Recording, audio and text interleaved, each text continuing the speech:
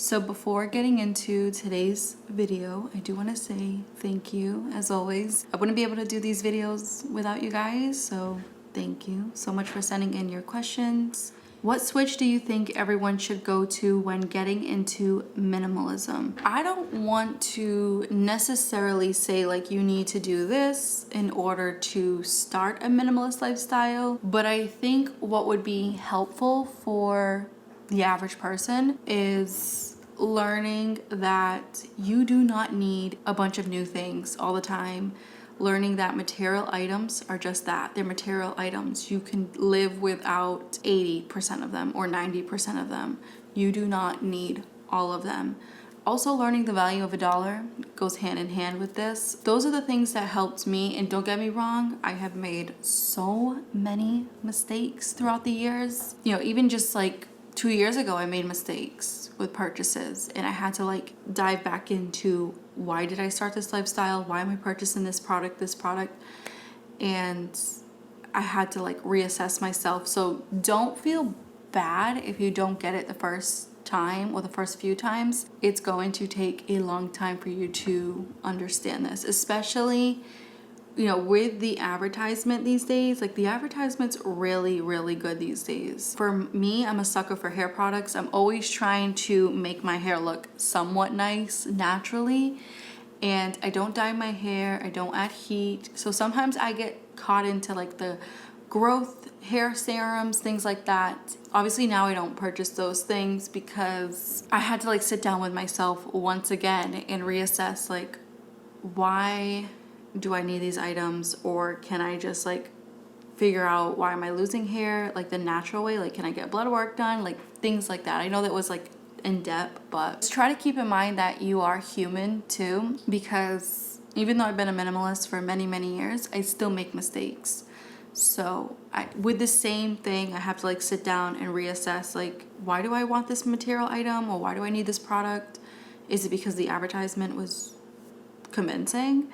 So don't beat yourself up over it. Just sit down, like have a talk with yourself on why did you purchase this, or why do you need to purchase it? What's your staple item that you can't live without? I would say as of right now, if I can only choose one, I would say my period underwear. As of right now, with me being this age, obviously there's going to be an age where the periods will be gone, which I cannot wait for that. Yeah, I really like my period underwear. I like how comfortable and easy it is just to throw on, go about my day, and then when it's time to take them off, you take them off, wash them, and that's it. Like, it's just so simple. Advice for keeping your home clean and clutter-free. So my biggest advice when it comes to clutter-free is try to only have things in your house that you actually use and need. When it comes to our home, don't get me wrong, there are a few things that I wish we could declutter, but they're not mine. Also, keep in mind that if you live with someone else,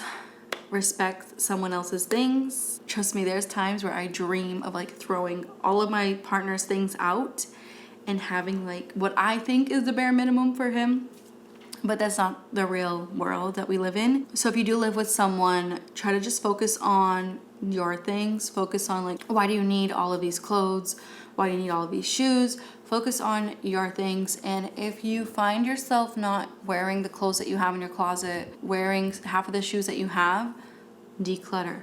Donate them, because owning things that you don't use cause a huge amount of clutter, unnecessary clutter in the house. And when it comes to keeping things clean, now I will say I do a pretty good job with this apartment, because this apartment is only 700 square feet, so it's fairly small. So I think it's pretty easy to keep up with. I do have a cleaning schedule as well. I usually clean like the bathrooms on Wednesday, or like the kitchen on Sundays. Like, try to figure out a cleaning schedule that works with you and your family. I also like to steam mop. Like, we do have carpet and I hate it, but the tiles that we have are like in the dining room area here, in the kitchen, and then over there near the door. So I will steam mop twice a week. I know that's probably excessive, but I will steam up these areas twice a week because I have a kitty and I want the floors to be clean, because then if they're not clean, his little paws are dirty and yeah, I try to have like a little cleaning schedule. You don't have to be too aggressive with it. I want to put that out there. You don't have to be like, oh, I need to do this, like one day at a time. That's why I say like, oh, the bathroom can be like, for an example, yesterday I deep cleaned the entire bathroom. It took about an hour and a half. I took the shower curtain down, the rug, I threw that all in the wash. And while that was washing, I took a bucket of warm water, a little bit of Castile soap, and I took a microfiber towel, cloth, however you want to call it, and I started wiping down all the walls. And then I took a magic eraser and scrubbed the tub and the sink. And then obviously the toilet area, I used the toilet brush. Very, very simple. You know, I feel like what complicates cleaning is the amount of cleaning products you or people tend to use. So minimize your cleaning products. It's very simple to have cleaning products that get the job done, that you don't need a whole basket filled of them.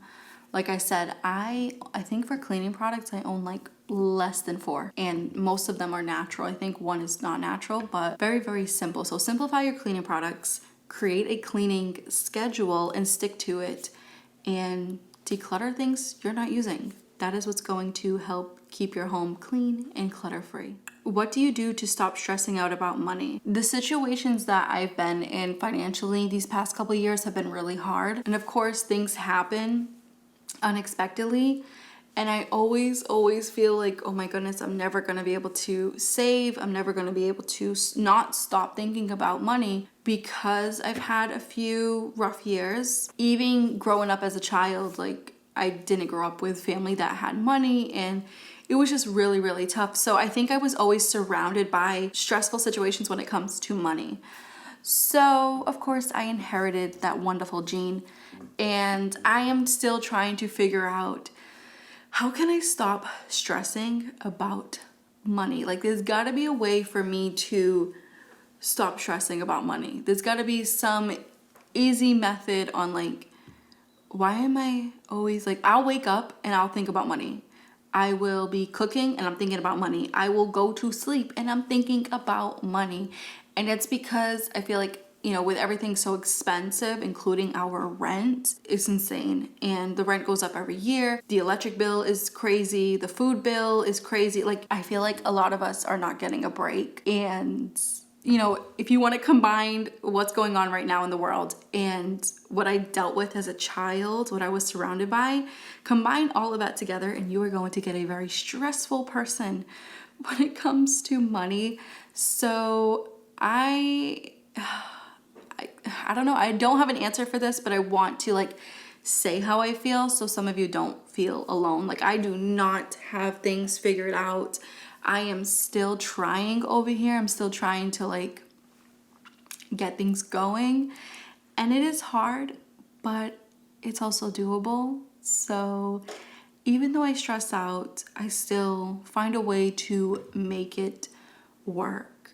I could stress out less, and I'm trying to figure out how to stress out less, but in the meantime, I'm just making it work. Money is stressful. You know, for those of us that just want to have money in our savings, have money for retirement, and pay our bills, and have a little bit of money left over maybe to go on vacation. And nowadays, it is really hard to do all of that. I thought I had a good grip on this when I was 27, but things change. I mean, you guys have realized too how much things have changed when it comes to money. So I know I'm talking a lot with this, but I don't do anything these days when it comes to how to stop stressing out about money. I just try to figure out ways to cut costs, like reusable items, making things from scratch, and you know, things like that. How to stop eating out all the time. I know eating out is fun. My partner and I used to eat out a lot back in the day, way before this whole inflation thing started. And we used to have a lot of fun eating out, and we would just explore different restaurants, and it was fairly cheap back in 2017, 2018. Nowadays, I totally get how you know, eating out is just absolutely insane, and also going to the grocery store can be insane too. So when it comes to cutting out the cost of eating out all the time, what is a great hack for those of you that love takeout food is looking up recipes that are copycats when it comes to the your favorite takeout, whether it's a franchise or whether it's a certain food item, look up recipes with AI. AI can give you a copycat recipe. For an example, we used to love going to Kava. I used to get the falafels with romaine, black lentils, pita chips, lemon tahini. There's a recipe, or there's a couple recipes online on how to make the lemon tahini from Kava. It tastes exactly the same when you make it at home. There's also a recipe to make those pita chips that Kava has. It tastes the same when you make it from home. Like, there's so many copycat recipes. Another copycat recipe is, we used to love that orange sauce. Like the orange sauce that goes on like orange chicken, or for us, we do orange tofu. Figured out how to make that same orange sauce that we used to get at like Chinese or Thai restaurants. And it tastes the same, you guys. So that's my little hack, is look up copycat recipes of your favorite restaurant. If you like Wendy's, look up a copycat, recipe for their burger. It will pop up. The internet can be an amazing place when you use it to your own convenience. So this is a way that can help you stop eating out, because the stuff that you get eating out, you can eat at home, and it will be a lot healthier and cheaper in the long run. How do you stay content with outdated things and prevent yourself from upgrading these unnecessarily? All right, it's gonna sound so cliche or superstitious, but I believe in that saying where if something is not broken, do not fix it. When it comes to this camera that I'm filming on, the mic is new. I bought that mic like a year ago, but the camera itself, I've had since 2018. There's nothing wrong with this camera. I know it's not the highest quality that most of you are used to seeing with the other minimalist aesthetic videos. I try my best to keep things very simple on my channel and not get into like the high tech gadgets or overproduced videos. It's just not my style. Also, I'm not tech savvy, but with the camera, it's from 2018. And I remember how excited I was purchasing this, and it was expensive. It was like $700 for this camera. You're damn right, I'm gonna take good care of it, and I have a case for it. I have like little lens protector. I only have one lens. I use the kit lens that it came with. Yeah, so this is an example of, just because this is an old camera, I'm not willing to upgrade it until it breaks. I know, again, it's not the best like 4K quality, and it's a little hazy sometimes in the background. As long as you guys can hear what I'm saying, I feel like the audio is more important than the actual footage sometimes. As long as you can hear what I'm saying, that's all that matters to me. Now, if something is giving you problems and you cannot fix it, then yes, upgrade it. You don't have to upgrade it to the newest thing. I always go like, I never go to like the newest. I always go to like the middle part. So for an example, say, this is a stupid example, but say this clip is broken, but then let's just pretend this is a clip. I don't know how, I hope this makes sense. Say this clip is broken, and say this is the other clip that came out like last year, but then they have a newer clip that just came out like a month ago. I will go with the clip that came, like if this is completely broken, I will go with the clip that came out last year instead of the clip that came out a month ago. It's gonna be cheaper, it's gonna be perfectly fine quality-wise. I feel like we, as a society, I feel like we are constantly like, get rid of this, replace it with this, get rid of this, replace it with this. And it's just so annoying, especially when it comes to tech gadgets. It's extremely annoying because technically, no pun intended, they should last longer than what they do. I feel like some of these companies, like Apple, likes to create softwares that messes up your older tech gadget in order for you to be forced to purchase another one. That's another topic for another day. My phone is not the newest phone. It still works fine for now until Apple decides, with the software. So things could last longer, but these companies sometimes create softwares where it's like, let's force these people to like, they're not gonna be able to update their phones. So I totally get how sometimes companies are working against you, but instead of purchasing like brand new, go for like the model that's not so, like you can purchase, what refurbished items too. I have repurchased refurbished items in the past and it's perfectly fine. But go for like models that aren't the newest. Go for like, I don't know, last year model instead of this month's model. And also try not to care too much on what others think or say. I'm still learning that when it comes to my looks. But when it comes to like what I own, I could give a crap what people say. So yeah, try not to care what everyone says about like what you own. Just focus on what you need. Focus on if something is working for you, then do not fix something that's not broken. I have replaced items that were not broken. I just replaced them with the newest item back in the day. What happened was I ended up getting bad luck. That new greatest item that just came out broke, while the old one was perfectly fine. That's what happened to me when I remember getting rid of I had like a 1995 car.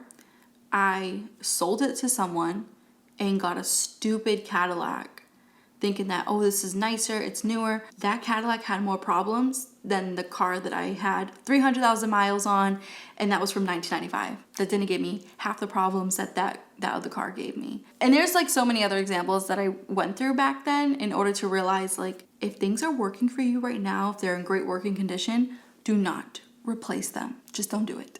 Do you ever wish you could convince other people in your life to be a minimalist? I don't wish to convince anybody. Like, I used to try to convince people to, you know, when I was younger, I was a little naive. I thought like what worked for me might work for everybody.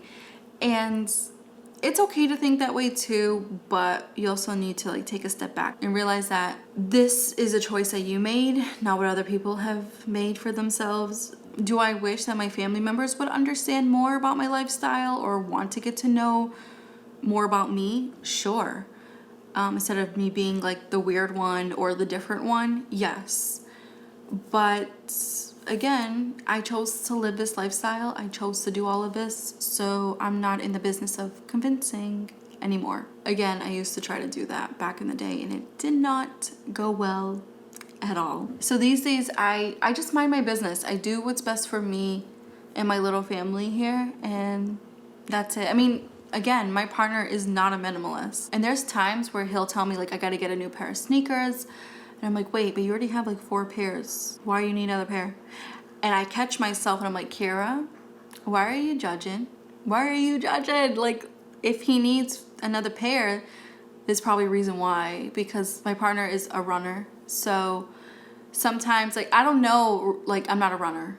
The only time I'm running is if I'm in danger. So there's times where I have to catch myself and be like, all right, maybe, like, I know, like, when it comes to sneakers for runners, they have a certain amount of miles, and when you're done with those miles, you have to get a new pair. And if you don't, your feet will hurt, or you'll hurt yourself during, you know, running. So I have to, like, put into perspective on, like, Kira, maybe one of his pairs is done, and yeah, that's his life.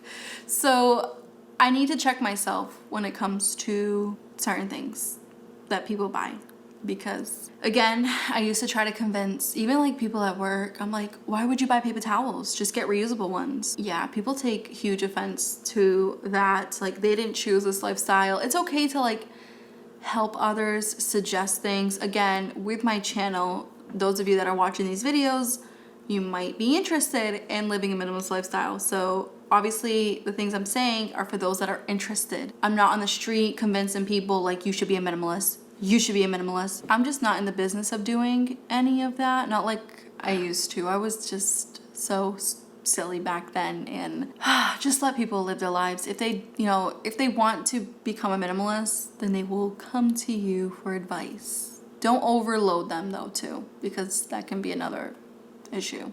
Anyways, I hope you guys enjoyed this video. Sorry for the lighting and the noise, but I hope you enjoyed, and I will catch you in the next Q&A.